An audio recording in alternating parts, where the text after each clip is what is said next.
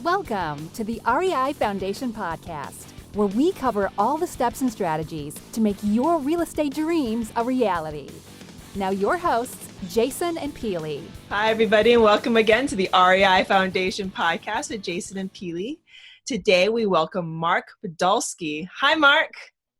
Jason, Peely, how are you? Aloha. Great. Thank you so much for coming on the show today. A little bit about Mark. Mark's been buying and selling raw land full-time since 2001.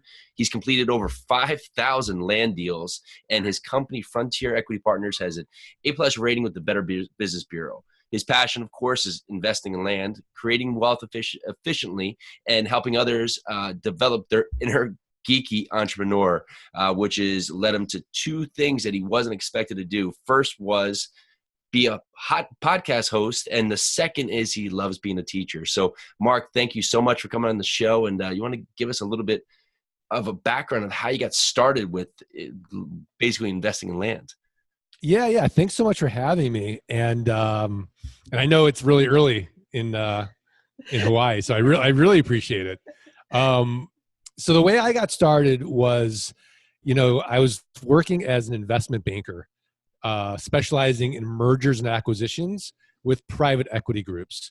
And we were doing mid-market stuff, 5 to 500 million in enterprise value, nothing crazy. And it was miserable. I had a 45-minute commute to work and back. I was micromanaged. It was high pressure, high stress, long hours. And it got so bad for me that I wouldn't get the Sunday blues anticipating Monday coming around. I'd get the Friday blues anticipating the weekend going by really fast and having to be back at work on Monday. So my firm hires this guy, and he's telling me that on the side, he's going to tax deed auctions. He's buying up raw land, pennies on the dollar, and he's putting them up online, and he's flipping them, and he's making a 300% return on his investment. Well, I'm looking at companies all day long, and a great company has 15% EBITDA margins or free cash flow. Great company. Your average company is at 10%, and I'm looking at companies all day long less than 10%. So I'm originally from St. Louis, Missouri. I'm from the show me state. I don't believe him. So I've got $3,000 saved up for car repairs, and I go to New Mexico with him, and I buy up 10 half-acre parcels at an average price of $300 each. And I do exactly what he says to do. I put them up online. They all sell the next week at an average price of $1,200. What? 300%. It worked. Wow. So I took all that money. I went to another auction in Arizona where I live, and there's no one in the room. And again, this is 2000. I'm buying up lots here, acreage there, nothing for nothing. And over the next 6 months, I sold all that, and I made over $90,000. So I said to my wife, I'm like, honey, I'm going to quit my job, and I'm going to invest in land full time. And she said, absolutely not. So she's pregnant at the time. So I said, okay, fine. So I worked the land business part-time for 18 months until the land investing income exceeded the investment banking income. And then I quit, and I've been doing it full-time ever since. Well, congratulations on going full-time on that. So what was it that you hit the mile marker with your income that your wife finally said, okay, I see this works. Go ahead. Yeah, absolutely. I mean, it took a little bit of, I'm very risk averse by nature and very conservative. And I'd always have in the back of my mind, well, what's the worst thing that could happen? And this is even before I even invested the $3,000. Like I'm really scared. And I said to her, I'm like, look, what's the worst thing that can happen here? Right? The worst thing is we own an asset. And here's an asset we don't have to maintain. We don't have to protect. No one can destroy it. I'm like, maybe it'll go up in value. If I can't sell it, I'll go to our dentist. Maybe I'll barter a half acre for some free dental work. Like there's some value, like the taxes on it were $9 a year. It wasn't going to hurt us. So she's like, okay, fine. Go do it. Just don't lose our money. And it ended up working out. And so then as I was doing it part-time, we kept seeing it was working. I always had in the back of my mind, okay, the worst thing that can happen is this thing doesn't last. It's a lark, right? Something's going to disrupt it. I don't know what. I'm going to screw it up somehow. And then I'll polish up the resume, and I'll get another job, right? That was like the worst case. And now I'm happily unemployable because, I'd have a 17-year gap of not working, but that's okay. Hey, I'm saying that half of me wants to see this negotiation between you and the dentist to say, hey, listen, today I have a special deal for you. I'll bring in raw land in terms of dental work and just see how that plays out. But that's a whole nother story, I'm sure. So yeah, exactly. So it sounds like you were sort of a self-starter, but did you have mentors that helped you along the way once you started getting into raw land and past, of course, your buddy who basically right. Yeah. So exactly. So now you got to remember, this is 2001. There's no podcasts. The internet's still kind of not where it is today, right? Yes. So I don't know what I don't know, and I just kind of stumble around trying to figure it out myself. And when I look back on it, I was really just kind of lucky. I rode this wave, right? From 2001 to 2008, a monkey could have made money in real estate. And I was that dumb monkey, right? But I was so dumb, I thought I was the smartest person in the room. My neighbors thought I was a drug dealer because I'm working from home and, I'm making all this money, and yet I look like I'm homeless, right? Or like I look like I don't work, and they're like, what's going on? And I won't tell anybody what I'm doing because I'm scared. I've got this scarcity mentality. And so it wasn't me. And it wasn't until I really got hit hard in 2010 from the financial crisis because land is like the long tail of real estate. So as residential and commercial gets hit, it takes a little bit of a while for land to get hit. And then as housing recovers, land sort of the last to recover. So even though I was profitable in 2010, I had Parkinson's law of money. So the more I made, this 3,000 square foot home, not good enough. We bought a, multi-million-dollar home. My neighbors all have really nice luxury cars. I should too. Luxury cars. 3 kids. Public school? No. Private school. Why should my wife have to take care of these kids? Nanny 5 days a week. Housekeeper 5 days a week. So we're totally out of control.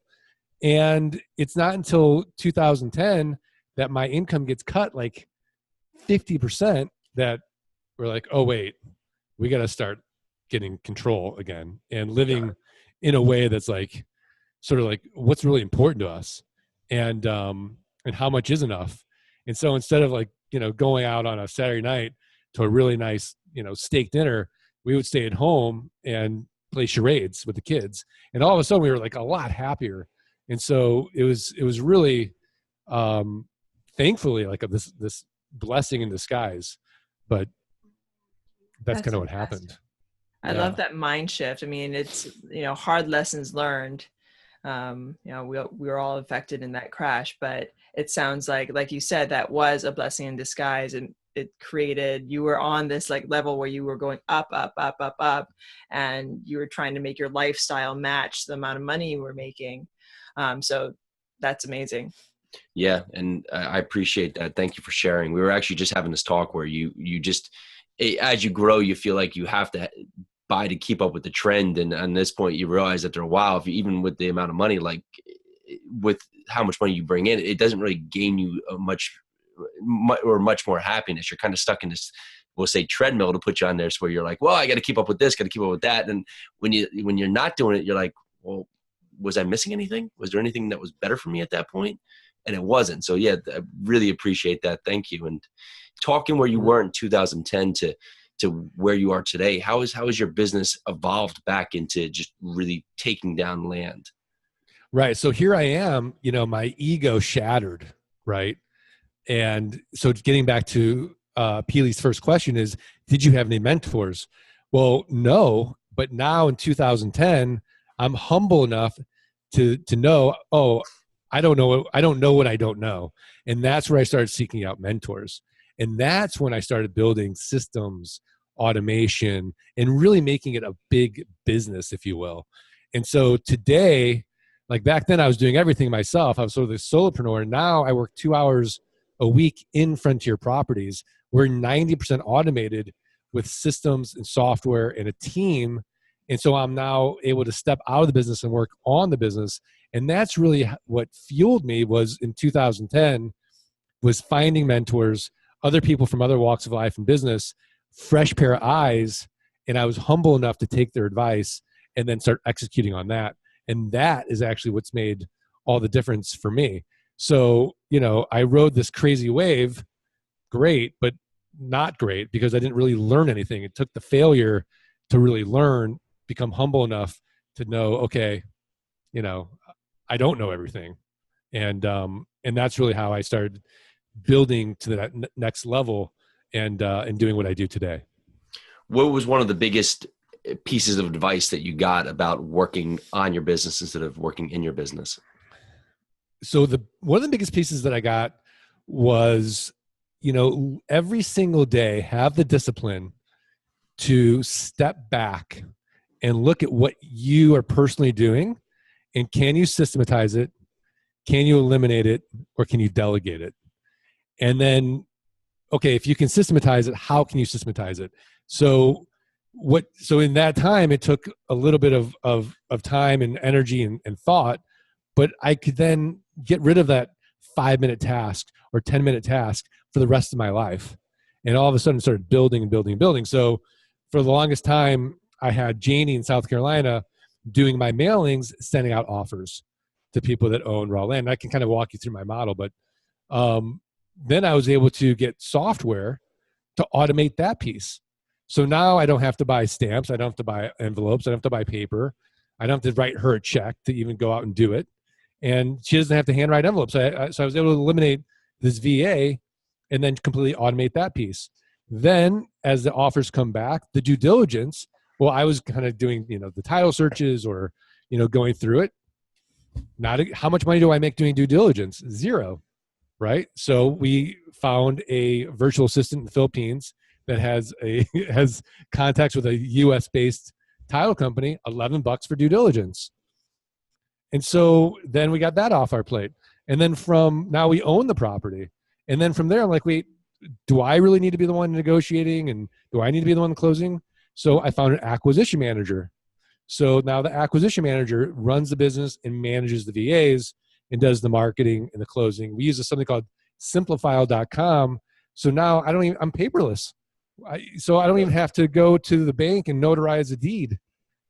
He's got limited power of attorney. He does that, and we file now online. It's amazing. It's the best time ever to be in business. It's amazing. Thank you for walking through your systems with us. Sure. Yeah. So what would be one of the biggest pieces of technology that really, so like Simplifile? I'm sure that sounds pretty amazing. Was there another piece of technology that's really transformed your business? Well, Zapier, ZAPIER.com. I'm in there every day. I love that app. And basically, it's unbelievable what you can automate in there. What's it for? It's for automating business Nice. systems. Yeah. It's like a CRM, like Podio. Okay, so Podio is great, but Podio is more of a CRM. But if you have an API with Podio and Zapier, you can do a lot of things with automation with Podio, Zapier, and Globiflow. And all of a sudden, you can start automating lots of different things in your business.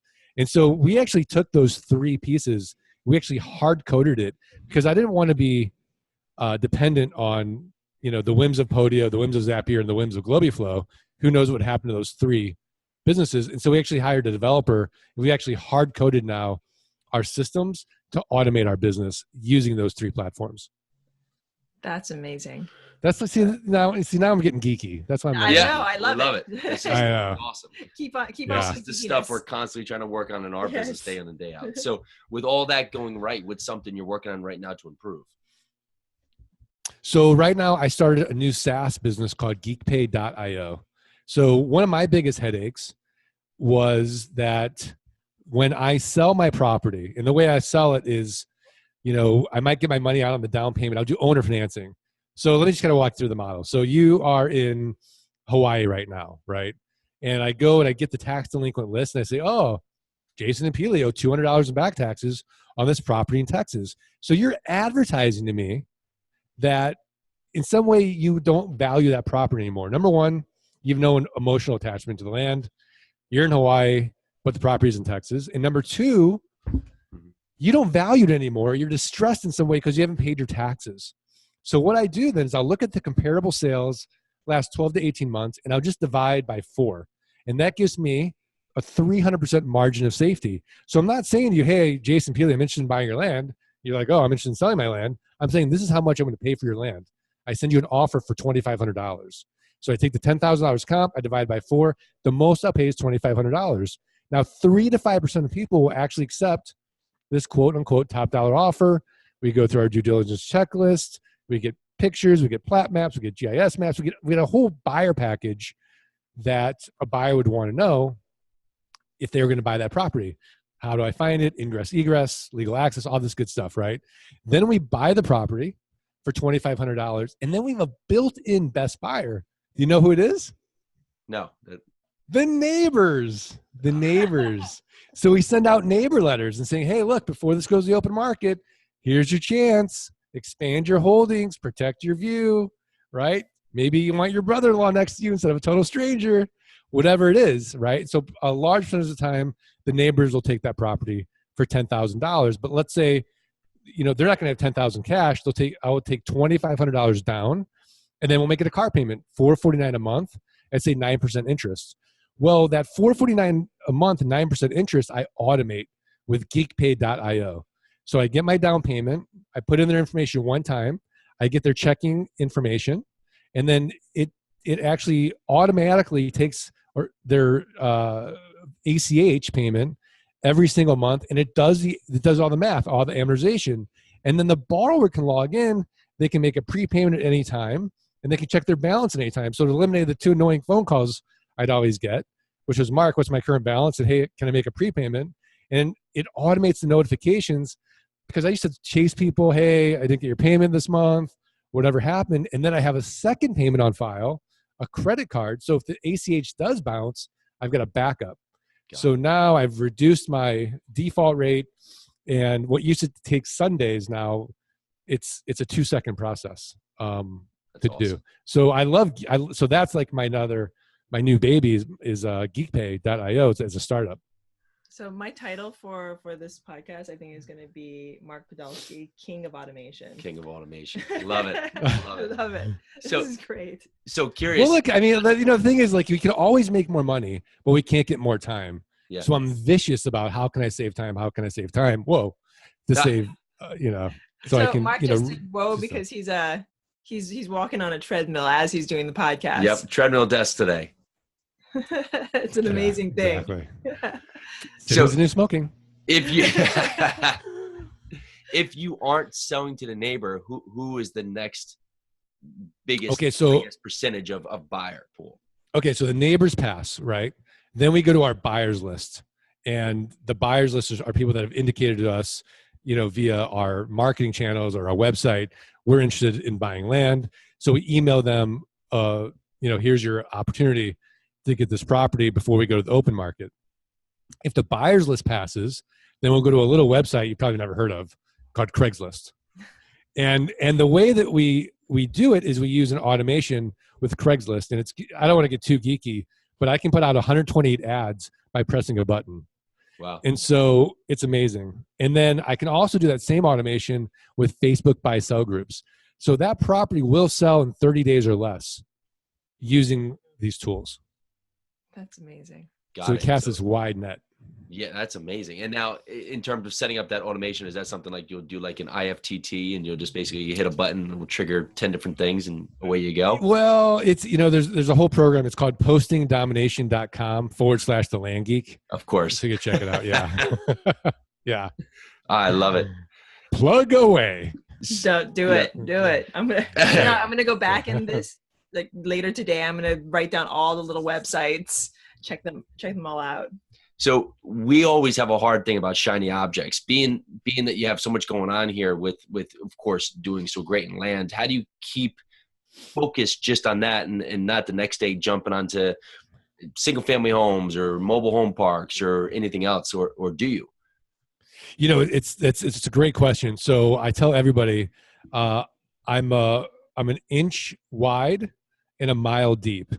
And the reason is I really don't think for me, there's anything better. Right. Got it. And because of what I've kind of gone through and kind of have this idea of like what really makes me happy, I don't need to go after, say, $1 billion net worth of mobile home parks or a commercial building. Like my passive income exceeds my fixed expenses. I work 3 days a week. I mean, I'm with my kids. It's all about deepening my relationships with the people I love. Yeah. And so I don't need to start chasing all these other things. And I just want to get better and better and better at what I do. And so whenever I sort of, have that pool and I'll get opportunities left and right, it's sort of this idea like, well, okay, what happens if I do that, right? What's going to happen to this business, or what's going to happen to my team, or what's going to happen here, because I'm going to take my eye off the ball and I'm going to lose focus. And I love this Netflix documentary, Jiro Dreams of Sushi. This guy's the only 3-star Michelin chef in Japan, and all he does is sushi, right? And he's been doing it for like 60 years. And it's this very simple thing, but he just keeps getting better and better and better at it. And he never loses focus, and he loves it. So I want to be like Jiro, right? I'll never get to the top of the mountain, but I want to keep trying. So if someone wants to get into land today, what is something that you say you have to watch out for this? Don't just go out and buy a piece of land and think it's okay. Right. Well, number one is you've got to there's 3,007 counties in the U.S. There's billions of acres of land. So we've got this massive market. And the hardest thing is, okay, well, where do I start? Right. Well, I only focus on areas where people want to be. Like nobody wakes up and thinks to themselves, boy, really like to have a piece of raw land in Iowa, unless you live in Iowa. But Arizona, Colorado, New Mexico, Texas, California, Nevada, Florida, maybe Oregon, Washington, those areas, lots of raw land available. And, people in New York would love the idea of having maybe 40 acres in the desert. And so I only focus on those areas. And because I focus on those areas, I can really eliminate a lot of problems with, let's say, Superfund sites that mainly reside on the East Coast, right? Like New Jersey or Pennsylvania or some of these areas. So, and you can always go to epa.gov anyways if you wanted to be in those areas and just make sure. But that's really how I think about it. Is I have no passion for the raw land. I have passion for the model. So for me, it's just, how do I get the biggest buyer pool, and how do I find the most property at the cheapest price? Love it. Love it. What would you say is your why for doing all this? Well, I kind of accomplished my initial why, which was in 2001, I wanted to get out of my soul-sucking investment banking job. So that was the first why. And after you've been doing something for 10 years, you do kind of get itchy for a new challenge, right? Because let's face it, I wasn't having people who were buying my raw land writing me thank you notes, hey, Mark, you've changed my life forever, right? But now that I've taught people how to do what I've done, and, a good example is Rachel Mueller and Sean Rickman, right? They were able to create enough passive income that they quit their jobs, and now they're traveling the world doing this business. Awesome. And it's been life-changing. Scott Bossman is a physical therapist. He now makes more money working 2 hours a day on his land business than he does at his job. And now he has a decision. Do I want to keep doing physical therapy, or do I want to just keep building my land business? And so people have retired their spouses. They've quit their job. Scott Todd did over 192 deals last year. He was able to replace his Fortune 300 executive income, quit his job, and he works from a boat. So, that type of gratitude and being sort of like that pebble in the pond where it kind of ripples out and affects all these people, that's my why today is, can I eliminate this big bucket of stress in people's lives called money? And I think if I do that, it ripples out and affects all their relationships and allows them to really do what they want to do in life. That's an amazing why. Why don't we expand on that a little bit? So tell us a little bit more about your podcast, about your coaching platform, and where you see it going. Sure. So I've got 3 podcasts: the Land Geek podcast, the Best Passive Income Model podcast, and the current one, the Art of Passive Income Model podcast. So where's the King of Automation podcast? That's coming next. Coming next. Yeah. So we talk a lot about automation on the Art of Passive Income podcast as well. So, I love doing that. I love talking to experts like yourselves and sort of trying to extract out your success secrets. And then we do that once a week. And then on Tuesdays, we have a roundtable podcast of just land investors. And we talk about what's going on today in our land investing businesses. Did we find a new geeky tool to help us, those types of things. And so, we're always talking about that weekly. And then geekpay.io has more applications than just for my niche, because we could help tons of people collect money on an automated basis. And like I was even thinking today, like I was paying my pool guy, right? I'm like, why am I having to go on my, do this? Like he could just charge the card on file and just, do that. And he could use my software to do it. So there's a lot of applications for that. And I really want to grow that. And then as far as the coaching, I love the coaching. And for people that want to explore it further, I would just say go to the website, thelandgeek.com, and see if it speaks to them or not. It's not for everybody. True. That's awesome. Where do you find is the end game for you? Where's the point that you're saying, okay, I've gotten to where I want to be? What is that mile marker? Well, I talk to my wife about this all the time. I'll never retire. I love working. I love just the fact that I can always get better. I kind of live by this principle of Kaizen, continual improvement. So can I continually improve my business relationships? Can I continually improve my personal relationships? Can I, find another geeky tool to shave 5 seconds and create more time for myself and leverage my time and just live life fully? So for me, there's no retirement. There's no stopping. It's just, growing. I'm writing a second book now. And so it's just kind of enjoying, the work and the journey of it all. Love it. That's awesome. If you're a new real estate investor, and maybe this is the first thing you've listened to, what is an actionable step that a brand new real estate investor could take today to get off the sidelines and get started with their investment career? Well, I think you've got to get educated, right? So I think an actionable step is, go on YouTube and search for your real estate niche. There's so much free information today. Yeah. So I would say, what really speaks to you? What model speaks to you? So for land, really spoke to me because my wife will tell you, I can't even screw in a light bulb, right? So the physical aspects of real estate really don't appeal to me. Like if anything, they overwhelm me. So I love the fact that I can just shuffle paper and make money. And I like the geeky systems and automation of my niche. But for some people, they would love to go out and do like what they see on HGTV or the DIY network. So I would say, find that real estate niche or that business niche or whatever it is that really speaks to you, and then sort of explore it further, but then don't stop there. Then actually do it and start taking action. Love it. That's the key. So you got to combine the education with action. You can't be all action and then, create this, mess. And then you can't be all education and just, swimming in your head, intellectually with all this stuff. Like, you got to do something. Oh, that's great. That's great. Love it. Thank you. So do you have a morning routine? I do. So when I wake up in the morning, first thing I do is I write in my gratitude journal. So I've got I use the app, the 5-minute journal. So I write down the 3 things I'm most grateful for.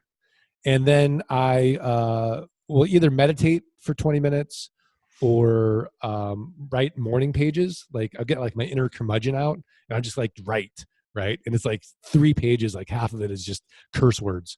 And then the rest is just like this free flowing thing of just kind of like getting it all out of my head. Right. So depending on where I am in my business, my stress level, I'll either meditate or I'll write. And do that. Or sometimes I'll do walking meditation. Like I live in Phoenix, so you can see I'm dressed like after this, I'm going to go on my hike. So I'm going to go hike for like an hour and listen to like, a podcast or audiobook, something like that. So I'll do that for my morning routine, and then and I'll work out and do that. And so once I kind of take care of myself, kind of put my oxygen mask on first, I'm ready to deal with, the rest of the world and whatever else comes at me externally. That's great. Nice, Thank nice. you. I love that mentality of take care of you first, and then you can go out there. It's like putting the oxygen mask on yourself and then your child. Yeah. I love it. Yeah. Like I won't check email until 10. I'll check it twice a day, 10 o'clock and 4 o'clock. Because otherwise, like I'm scrambling, like it gets me off my game. Yeah, it's tough here because no matter how early we're up here, we live in the East Coast, so we're just getting crushed in Hawaii. The second you get up your phone, you're just inundated. So you got to take it and just keep it off for a minute, get your mind right, and do the same. So 100%. Yeah, I mean the nice thing is like no one's gonna die. There's no real estate emergency. Yeah, yes. Yeah. There's grass growing in the land. Fire up emergency. Right. Yeah. Yeah, exactly. What are some words you live by? Some words I live by. I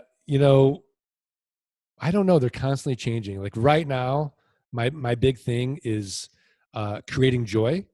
Last year it was be present, right? And I'll never forget. I was playing basketball with my boys, and we're playing, and all of a sudden my phone fell out of my shorts, and they started cheering, hoping that it was broken. And after that, I'm like, oh, I got a problem. I'd said to my wife, I'm like, I'm not present enough with these kids that they're cheering a broken iPhone. So now I put the iPhone away and I really try hard. I'm not perfect, to be more present, but that was like the big goal for 2016. This year was like creating joy and with like every interaction, and doing that. And so for 2018, I still haven't decided what the big theme is going to be. It might be present and joyful. I don't know. Yeah. Can I combine them? Yeah. I don't know. Oh, that's awesome. Yeah. Thank you. Yeah. Well, I can tell you this. I know. Go ahead. What's that? No, go ahead. Oh yeah. I think for 2018, it's going to be embrace the suck. So, embrace the suck. Yeah. Because I say that all the time, and right now I'm embracing it in the sense that like I'm doing all these uncomfortable things with Geek Pay and trying to get that, and like once you get a certain point of competence, right? It's really, really, really hard to rewind the tape and be a beginner again, because you feel like, oh wait, why should this be so hard now? But if you embrace it and you lean into it, then it's not as hard. Got it. That little mindset shift. So embrace the suck. Yeah. Embrace the suck. Definitely put it. that. Embrace the suck. Be present. But create joy. Yeah. Love it. Yeah. Well, what's the best way to find you if somebody wants to get into your coaching program, learn more about you, or just hop on your podcast? Yeah, I would say the best place to start is thelandgeek.com. Awesome. And they can opt in, and we'll give them for free the passive income blueprint. They'll get our ebook, How to Avoid the 3 Feet of Land Buying Mistakes. And then each week we'll give you the latest podcast. And then if they email support@thelandgeek.com and, put in the subject line, Jason Peely or, real estate or whatever it is, we'll send them for free our $97 passive income launch kit. Awesome. So give the listeners a gift. Thank you for that. Thank you so much. Mark, this has been great. This has been a lot of fun. Oh, Jason Peely, thank you so much for having me and getting up so early. I'm gonna, have some coffee. Yeah. I have my coffee hidden under the desk right now. Is it like a Kona coffee? Actually, yes, it is. Yeah. It's really good coffee. So jealous. Yep. I'm so jealous. Yeah, the two of you really have lost like all complaining privileges. Like, yes, do you really have like friends who can like even deal with this? We just don't complain. It's just so warm here. No, yeah. I mean, the whole Jersey, it's like 10 inches of snow, and I'm like, oh, it's really humid here. I was like, do you really want to go back to New Jersey? Yep. Well, thank you again, Mark, so much. Thank you. Again, this is the REI Foundation podcast with Jason and Peely. Thank you so very much to Mark Podolsky, and thank you all. We're so grateful. Thank you for listening. Bye now. Thanks for tuning into the REI Foundation podcast. Check back next time for more awesome tips and strategies to launch your new you in real estate.